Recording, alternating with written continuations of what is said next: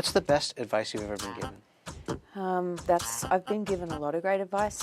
Always trust your instincts and follow that higher journey, the soul journey, you know, the one that's moving you forward with ease.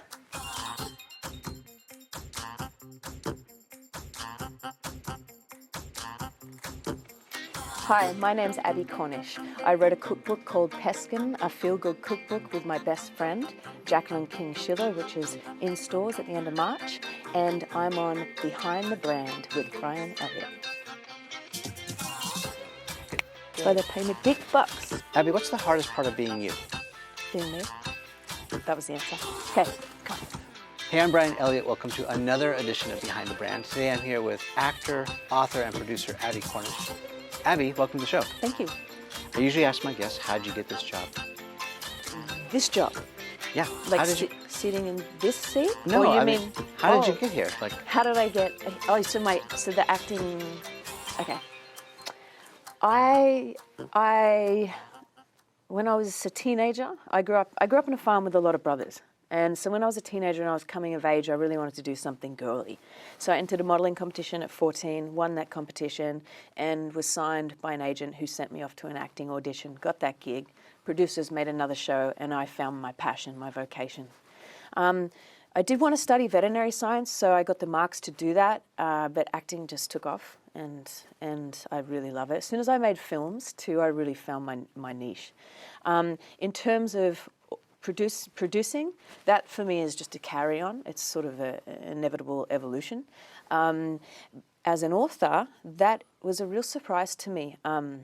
When I turned 30, I'm 36 now, when I turned 30, I had a really big shift in my life. It was a complete shift, spiritually, mentally, physically, and I was a vegetarian for 19 years. I started eating meat again. I started seeing a nutritionist. I just felt like I really wanted to be in tune with my body right now. yeah. Was it one experience, or was it just sort of, you were that of a certain age and you were maturing and you had that sort of revelation? Like, what caused that shift? I think I was growing up. But, my 20s, I had amazing 20s. I left home when I was 15. Finished my schooling out of home, and when I was 17, I finished school at 17. I took off, traveled throughout the world, and my 20s were just incredible, like dream 20s. And just at 30, I was like, okay, I want to settle down, and I'd bought my own house a few years before that, and I was starting to think about maybe one day getting married and having children and the sort of mother I wanted to be, and started to think a lot more about my health and my home. And, I started going to the markets and buying flowers and wanting to cook and just like, basically growing up. Mm-hmm. And being much more health conscious. What does my body need? Listening to my body.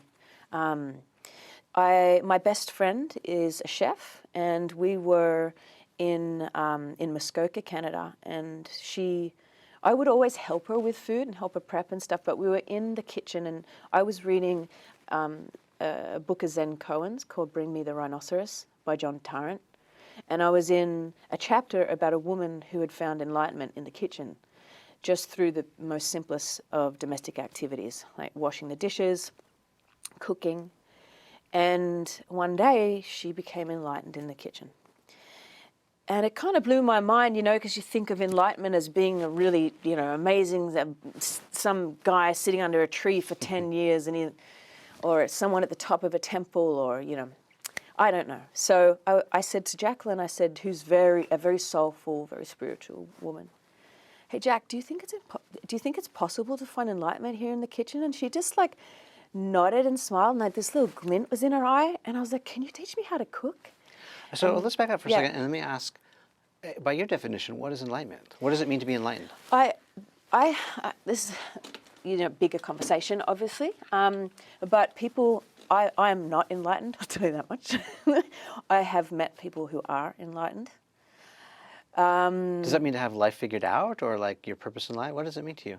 Just a greater connection to all living things, and an absolute oneness with everything.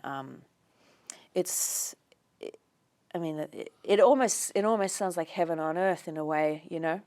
Just and I mean, you can read about it in a lot of books. Obviously, there's a lot of books that talk about enlightenment. Well, I was most curious about yeah. how you interpret that word, because how Yeah. I think about it is maybe different. But Right, total compassion. Just everything is what it is. at peace with yourself, at peace with the world. Everything. Yeah. Yeah, there's no good and bad and dark and light, and this is just one God. Basically, it's God living in that. And so your pursuit was to find it through the kitchen. Yeah, I mean, I didn't think I was going to find it. I just thought I'd give it a whirl. Yeah. So I started to learn how to cook, and also that changed my home. Because my home really came alive with fruits and vegetables and flowers, and my health changed. The way I was eating in restaurants changed. My relationship with my friends changed, my family, because all of a sudden I was engaging much more. And I realized this, because I was such a foodie in my 20s, obviously traveling, but I realized that a lot of us, the reason why we haven't embraced that part of our lives is because we haven't really taken those first basic initial steps. So myself and Jacqueline, we started every Sunday. We would go to the farmers market. We would buy local, fresh, organic produce, and we would take it home and we would cook all day long. And then we would feed our family and friends and open a bottle of wine. After about 3 years of this, I said to Jackie, this is so beautiful. And we would do special occasions together. We sometimes did 4-course meals for up to 15, 20 people. And I was kind of like her sous chef. And I said to Jackie, this is really beautiful. We should do something. And she said, I've always wanted to make a book. And I said, well, let's make a book. So we went and got an agent signed with Abrams and spent 3 years on this book, which is just about to be released end of March. So what would you say is the biggest thing you learned? Let's kind of break it down, unpack the process. Possibly a lot of people who are watching this also have some sort of IP, right? Let's call it intellectual property. They have a great idea, or they have an expertise in whatever it is, whether that's health or fitness or quilting or ponies, you know, and they want to do a book. So what did you learn doing that process? Let's maybe impart some wisdom. Yeah, I think obviously it's great to already have content. The good thing is because we were cooking so much together already, we had content. Putting something that we freestyle into a recipe form is a whole nother game, and we got really good at that. At first it was like, whoosh, you know, this is so intense, but then towards the end we could put something into a recipe really fast. Did you have to do much research, like is this or is this not already out there? Like, did you do that kind of research? The only thing we did is we came up with this way of cooking this lifestyle called Pescan, which we created. We named that. We've created a definition. So it's someone who eats whole foods, fruits, vegetables, nuts, seeds, eats seafood and eggs, but is dairy-free and white and red meat-free. So pescatarian meets vegan. It's very 2019. Well, I love it. So you're creating a new category. Yes. And I tried to, funnily enough, I tried to trademark and copyright it, but I couldn't because there's too much stuff out there. There was no Pescan, but just too many things relating to it. It killed me. I was like, oh, I was so excited about creating something, but I mean, we still created it. There's no trademark on it or anything. Okay, so you did the research. You sort of knew what was out there. You had been living that lifestyle before, and you sort of adapted it to your own tastes. And also to, I mean, here's the thing. I think any venture should always begin from the heart. Because if there's passion behind it, that's going to drive it from day one to the infinite day. Yeah. No matter what you go through, you deal with a few people along the way, maybe you don't get along with, maybe they disagree with you, or maybe you have to fight against to get what you want. But you fight because you care, you know, and you also work because you care. If you fuel something with love, it will grow. It's like a plant. If you have a plant in your house, if you love it, you listen to it. Is it a little thirsty? Are you overwatering it? Does it need to grow? Do you need to change the pot? That plant will be so healthy and so taken care of. Our bodies are like that. Our minds are like that. Our souls are like that. Our work is like that. I think in terms of your audience, a lot of people that are going to be watching this are watching this because they're building a brand, right? They're building something that they believe in.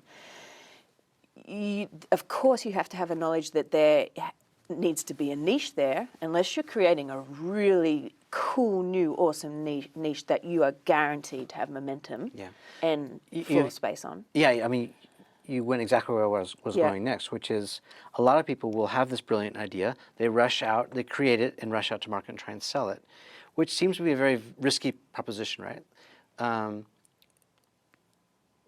You already knew and established that there was a demand for this. How did you know? Talking to people.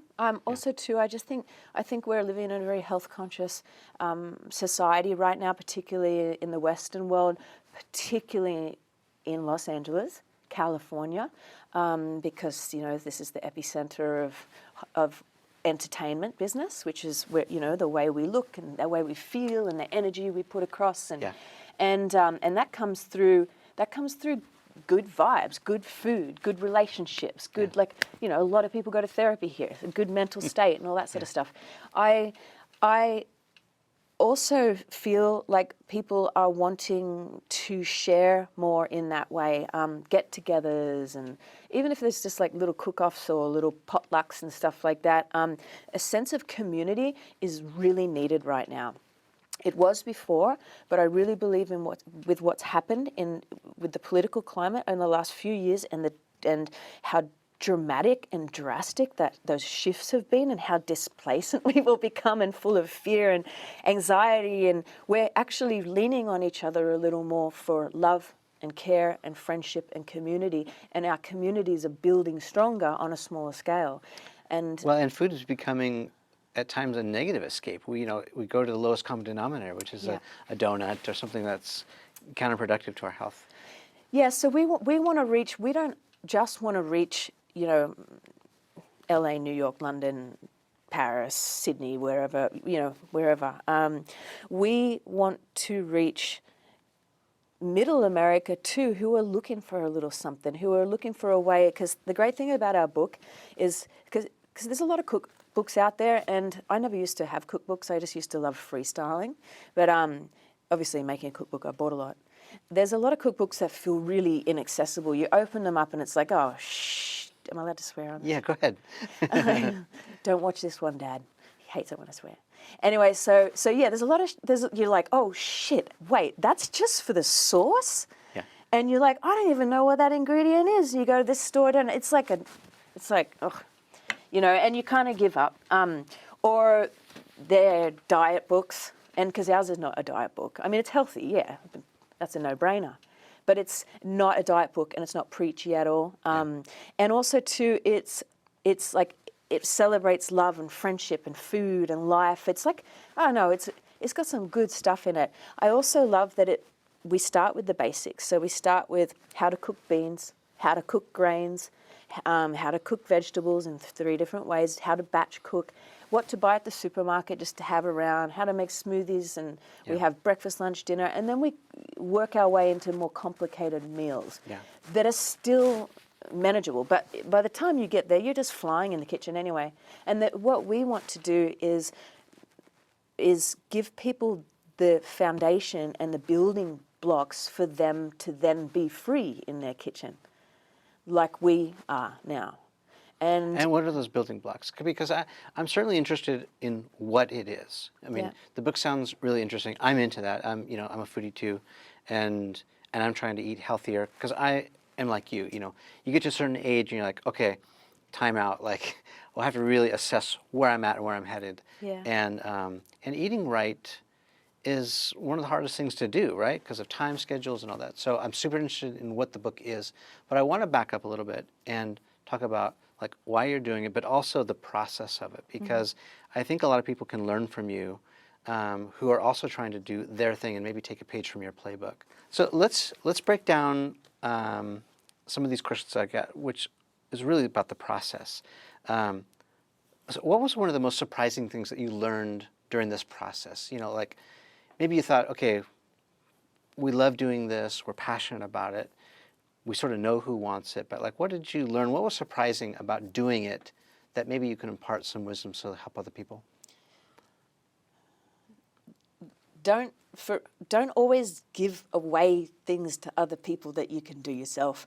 I think we did extensive amount of research, for example, in the beginning in terms of the book photography, art direction, prop buying, set design, surfaces, and so many people you sit down and they're like, yeah, we could do this photo shoot for, let's say, 80,000. We'll bring on an art designer, a prop stylist, a prop buyer, and blah, blah, blah, blah, blah. Oh, right. So do we then at the end get to keep the props we buy? Oh, no, that's part of the... And it's like, okay, thank you so much. You guys are lovely. Photography's great, but that's way out of our budget. Yeah. And then anyway, you get down to it, you realize you can hire a really incredible photographer who's amazing at what they do to just take the photos. Right. And you can go out and buy props, and guess what? You get to keep them. Not to take away anyone's job, of course, because some people can't select props. Some people are hopeless at shopping. Some people don't want to keep the props. But myself and Jacqueline, like, we love detail. I'm an artist. She's an artist. We're girls. We love going shopping. We loved keeping everything at the end of the shoot. We have that. There's so much sentimental value, and we still have it. We can still use it. It gave us complete artistic control because we were shopping for surfaces, and we're going through these surface libraries, and again, not to discount surface libraries because I think you have to be an artist to be able to create them. But I said to Jackie, and these surfaces were renting for like 140 a week, and you had to give them back. And we went to a few places, and I said to Jackie, I can make that stuff. Mm-hmm. That's plaster and paint and inks and dyes. See, I love this advice. I love this advice because what you're really saying is, it may not be as insurmountable as you think. Like if price is a budget, or if like, oh, we don't have the right talent, or even me when I got started doing this, it's like, I'm not J.J. Abrams or Steven Soderbergh or Ron Howard.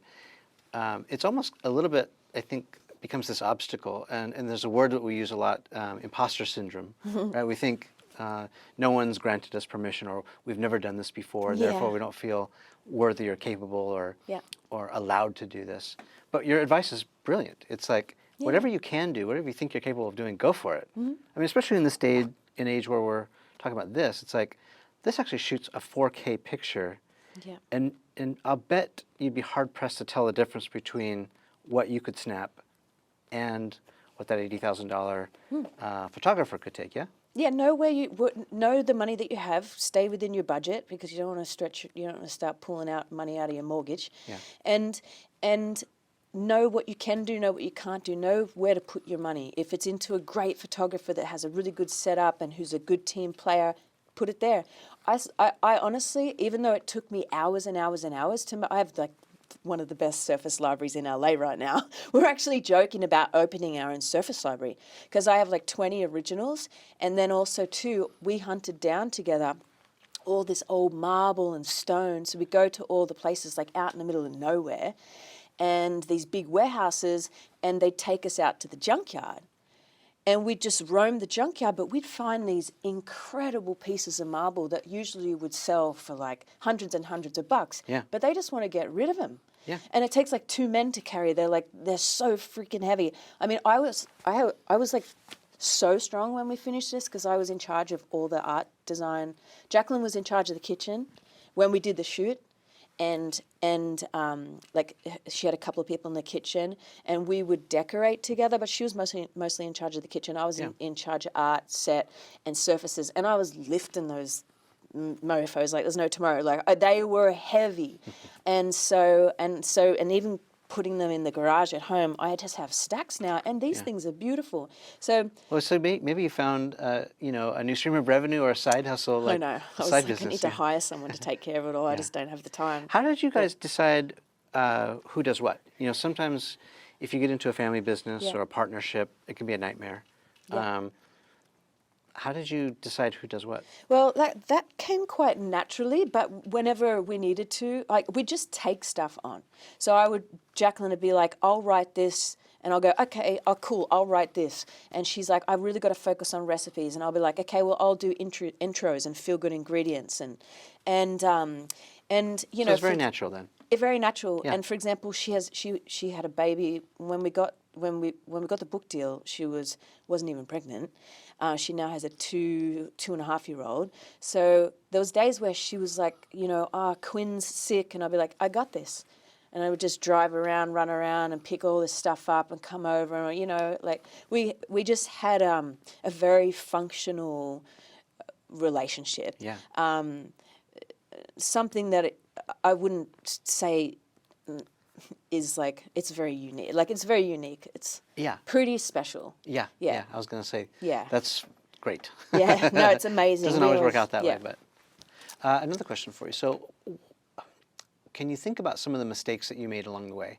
A lot of people get stuck. I like the word stuck, or like to break it down, because they'll say things like, well, failure is not an option, and so I have to just do this no matter what. But the reality is failure is an option, has to be, in order to get through it or be successful. So what did you get wrong along the way in order to get it right? Yeah, I think a couple of things. I think I had to learn about being a businesswoman, because for so much of my career I've been the artist, right? And we get away with a hell of a lot. You know what I mean? We're passionate and we're opinionated, and we can go F this, or nah, I'm not doing that, or, and people just go cool because they're so used to that, the artist, the passionate artist. And as a businesswoman, you can't be like that, because people get offended. They don't want to hear the truth. They just want to run the computer, right? Run the system, which is fine. So I just really had to learn, okay, when I'm dealing with these people in this project, I need to go through the system and pull out the passion. If I have something I'm 100% set on, I will drive hard, and you need to maintain. Don't budge on your vision. Don't give up the dream, ever. Ever. Like, I heard no, I should say we heard no on this so many times, and I just said no, yes. And why do you think they were saying no? Like, what was the pushback? Sometimes, unfortunately, it's because they want to save money here or there. Like, it takes, sometimes that's the thing, you've got to get to the nitty gritty. So why can't we have this paper? Right. Oh, it's unavailable. No. Why can't we have this paper? Oh, because it's 3 cents more than the other one. Okay, well, let's put the money in it and let's get the paper. So there's a lot of things you have to do, some figuring out, some negotiating, and also to just like do business, which is so hard. You're making this beautiful, passionate, artistic, thing that's come out of a friendship and babies and life and marriages, and then you've got to go do business with it. But I think it was nice because Jackie's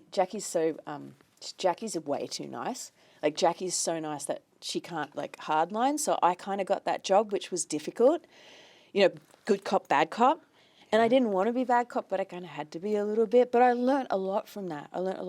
And I think that's good moving forward, because now I know how to handle situations to get from point A to point B smoother, faster, and in a lot more pleasant, in a much more pleasant way. So was that more acting, you think, or was that? No, that was real Abbie. Okay, yeah, I was going to say. That was like me going, oh God, I didn't even know I had this part of me in me. Yeah. But it worked. Honestly, the book that we've made, I couldn't be more happy with this book. It's really beautiful. It's full of a lot of heart and soul, and we fought to make it the book that it is. And we had a lot of people help us along the way. Yeah, but that book is ours, because we not only wrote it, but we did the art design. Like I said, we chose all the props. We did the surfaces. We chose the colors. We did that book is our baby. So let's get a little reflective here, and I just wondered what kind of pushback you got, right? Because I get my own form of pushback, which is, you're not as famous as that guy or that girl. With all the content out there, and that goes for, there's movies and TV, and there's books, and there's, just everything out there. The quantity of content has never been like it has been, today. So do you think now is the best time or the worst time to come up with a great idea? I think it's the best time, because everyone's soaking things up at such a rapid rate. And I also think that things spread fast. I also believe that if something's good, it's good, I mean, there's a little bit of crap out there, yeah, sure, but we're always going to live in that kind of pop culture mentality. But something like a book, something like music, something like a legacy, whether that is the legacy of an athlete or a painter, or this lasts. You know, and so creating something, for example, the thing I love about the Pescan cookbook is I really hope that my kids see that and my kids' kids see that, and, you know, some copies last, even if they're a little beat up on the shelves, because that's you know, that's the goods right there. Yeah. We actually have the exact same feeling about that, but I struggle with it all the time. And maybe I want to ask this for the audience too.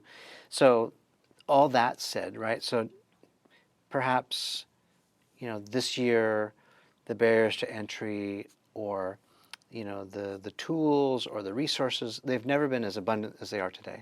True. But it also creates another problem, which is now we just have an ocean of content to sift through. You know, whether that's, you know, we can just go to our nearest, you know, online place to watch content, wherever that is. Today we're in YouTube Studios, and you can see a lot of evidence of that. But so the question then is, if the cream does rise to the top, or even if we're creating this as a journal or a legacy, I mean, I hope my kids see this too, and they go, oh, you know, Dad was great back then, wasn't he? Or, you know, I'll be very proud of this interview.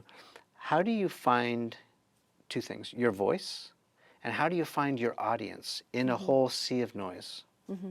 I think your voice is within you, and I think that's about listening, and whether it's about listening to your inner self, like your true self, or listening to your what people might call your wise self, or your higher self, or listening to God, like that's your voice. You know, that's your voice, because I think when you follow that journey, that's the easy journey. That's the journey that will rise up. That's the journey that will have reach, and will have a career, and will make you happy. You know, in terms of your audience, I believe once you start expressing your true journey, the audience will listen. Something that I've realized is as I go on. I mean, I was born in the country, and pretty quiet kind of life. So I never watched television, I never watched movies, anything like that. So becoming an actor was pretty weird, right? All of a sudden I'm stepped through the telly, all of a sudden people want to sit, like, it was really strange. So I never did it for fame or fortune. I always did it because it was my higher journey. Because of that, I was very private. I didn't really want to talk about myself or my life very much. I wanted that to be separate. I wanted to do my job. Sure, I was happy to receive accolades and praise and meet people, but then I wanted to live a normal life. As I got older, I started to realize the importance of sharing stories, the importance of being open, and also too, I think sometimes Hollywood and the world want a lot of people to be perfect in so many ways, or create these stories and these hyper-realistic versions of them that people can't relate to.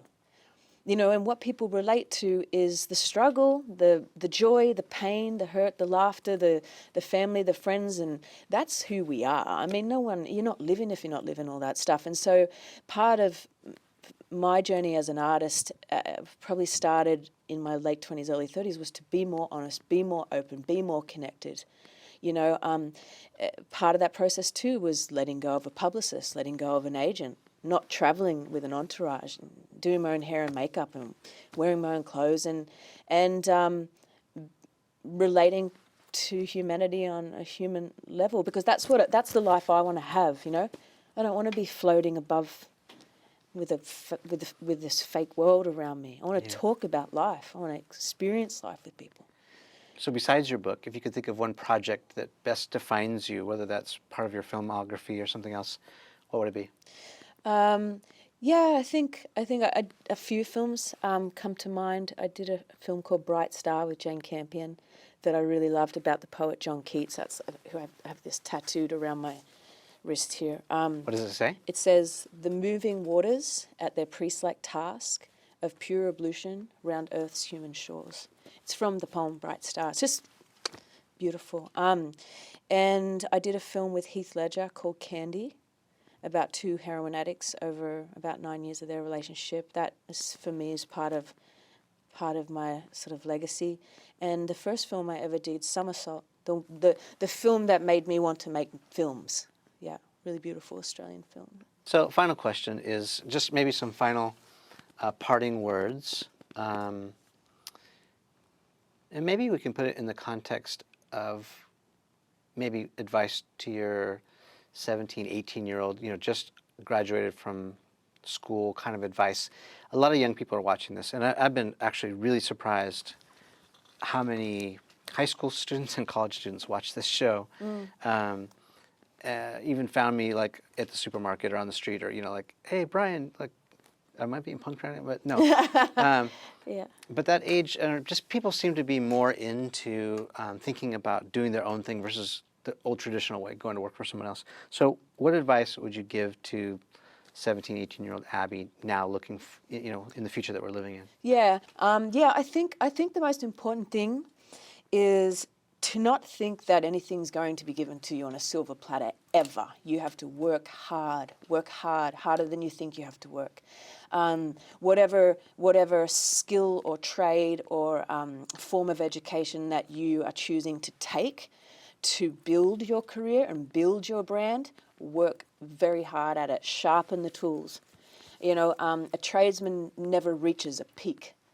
An artist never reaches a peak. I mean, look at some of the most beautiful painters of all time. They died. And you always imagine what would they have done if, where would their work have gone? Some of the best actors, I mean, they feel like such a loss, right? Because we're living in a state of evolution. We're living in a state of infinity.